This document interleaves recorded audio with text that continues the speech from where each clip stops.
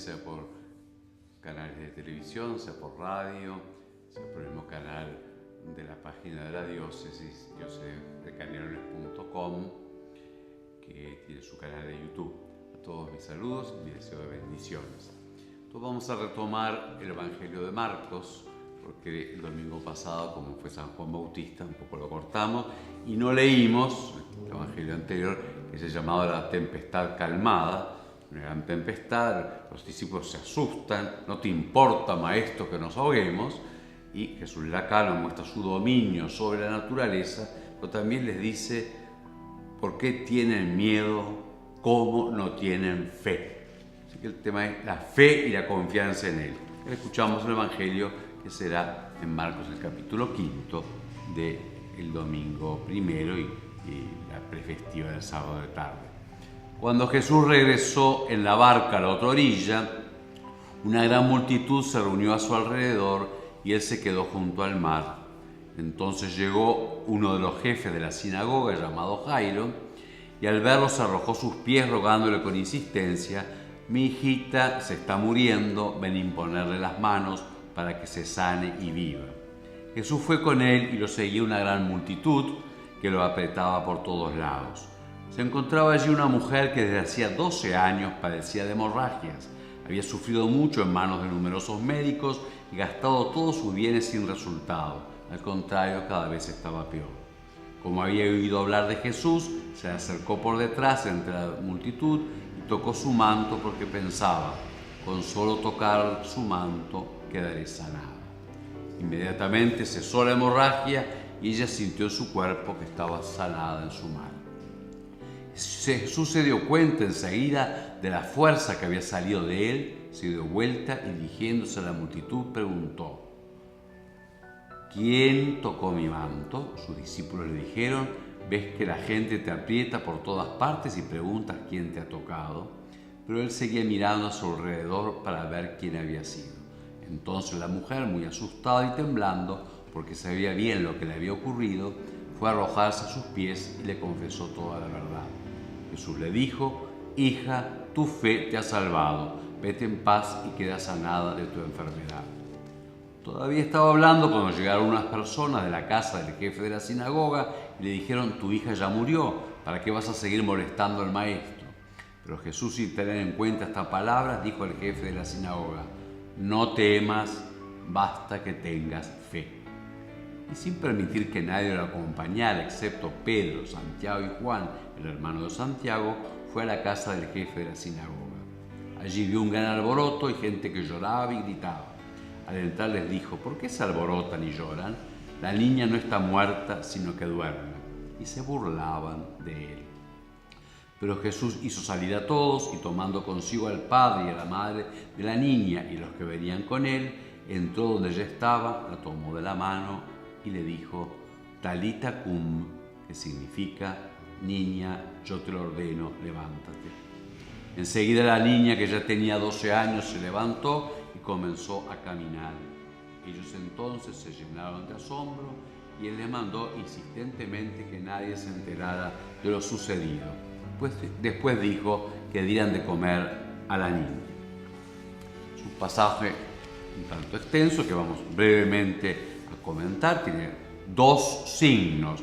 Los milagros son reales, pero a su vez son signos porque quieren llevar a otra cosa.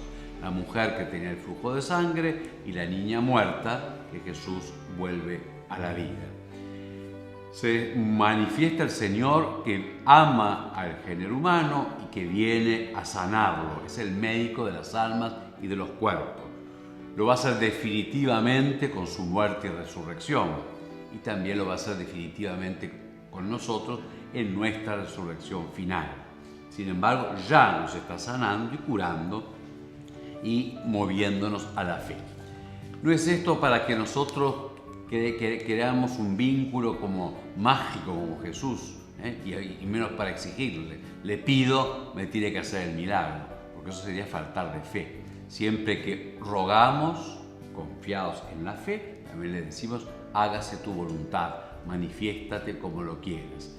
Pero la insistencia está en la fe. La fe no solamente como idea, sino como abandono en Jesús. Por eso a la mujer le dice, tu fe te ha salvado.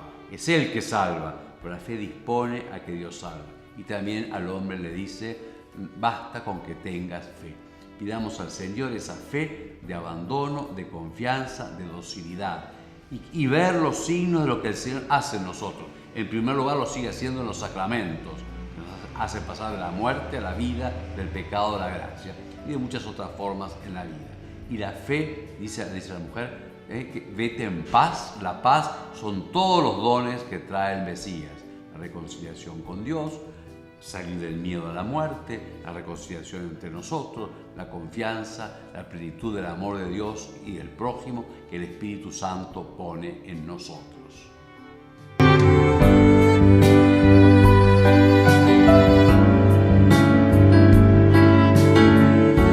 En programas pasados, los dos últimos, hablamos del episcopado, de los obispos, como un poco la estructura de la Iglesia como Cristo la ha hecho con los apóstoles y sus sucesores, los obispos.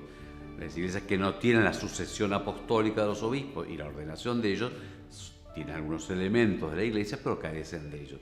Y solamente brevemente recuerdo que este viernes 29 es la solemnidad de los apóstoles Pedro y Pablo. Son las columnas de los 12 apóstoles y que predicaron y murieron, dieron el testimonio del martirio en Roma, en la iglesia de Roma.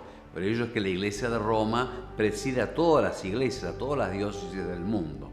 Y el obispo de Roma, que cuida la tradición de la fe de Pedro y Pablo, y el sucesor de Pedro, preside a todos los obispos. El obispo de Roma es el Papa. Obviamente para recordar este elemento de que hace a la encarnación, a cómo Cristo lleva el cuerpo de su iglesia, cómo lo conecta con su origen y cómo actúa en este momento. Y paso a otro tema brevemente.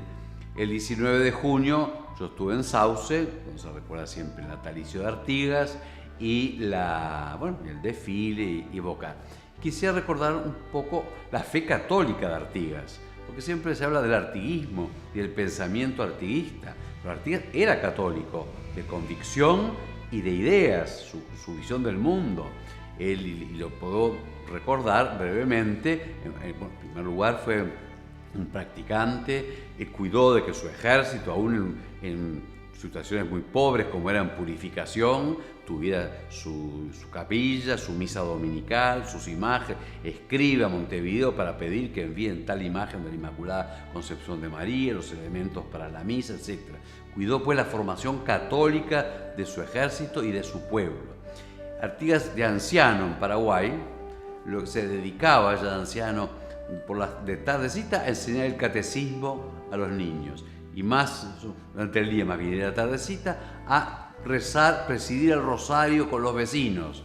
Y lo último que él hace, ya sacado su muerte, un hombre anciano, tiene 86 años, ya próximo a su muerte, le traen los sacramentos, especialmente la Sagrada Comunión del cuerpo de Cristo, que se llama viático, o sea, es recibir la comunión, después de estar bien confesado, para el viaje último, que es el viaje a la vida eterna.